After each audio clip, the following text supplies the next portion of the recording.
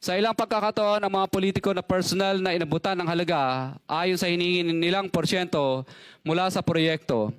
Ang pagbabayad na ito ay hindi naman kagustuhan kundi isang hakbang na ginawa namin dahil sa matinding panggigipit. Ilan sa kanila ay sina Kong Antonieta Yudela kasama ang kanyang asawa, Kong Marvin Rillo of Quezon City, Kong Nikki Briones of Aga Party List, Arturo N. Ataide, ama ni Kong Arjo Ataide, Kong Florencio Gabriel Bem Noel of Anwaray Party List, Kong Eliandro Jesus Madroño of Romblon, Kong Benjamin Benji Agarao Jr. Bagamat naging matinding pagsubok ang kabawasan ng pondo na nakalaan sa proyekto, pilit at matapat naming sinusunod ang bawat espesipikasyon na nakasaad sa Program of Works na nakasaad sa proyekto ng DPWH. Nakakasiguro kami na nagawa namin ng maayos at matapat ang bahagi o phase ng proyekto na na-award sa amin.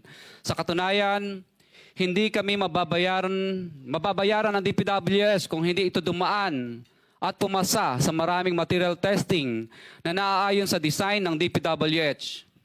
Ina-assess at ini-inspect ng DPWH ang bawat proyekto base sa natapos na parte o accomplishment.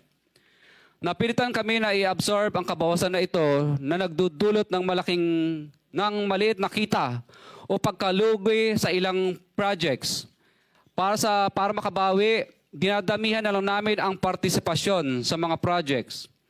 Taliwas sa mga lumalabas na may mga impormasyon sa publiko, hindi kailanman kami gumawa ng ghost projects.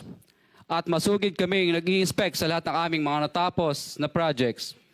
Handa po kaming tumistigo ng walang pilit at kusang loob bilang state witness at sabihin ang lahat ng nangyayaring katiwalaan ng Kamara, DPWH at iba pang mga kawani ng gobyerno upang gawin ang tama. Kami ay lubos na humihingi ng tulong sa Senate Blue Ribbon Committee na pinamumunuan ng buting Chairman Senator Dante Marcoleta at kay President Bongbong Marcos para sa proteksyon at seguridad ng aming pamilya.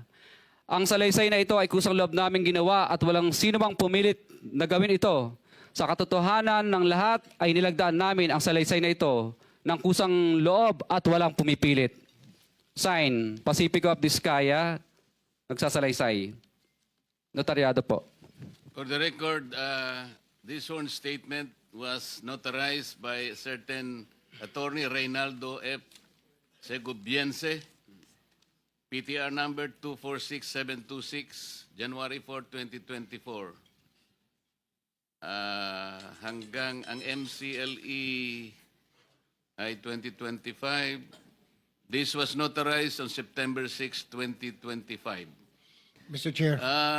Mr. Pacifico Discaya and Cesaria Rowena Discaya, meron pong pirma sa inyong respective na pangalan. Ito po ba'y pirma ninyo? For the record lang. Yes po, Chair. Thank you.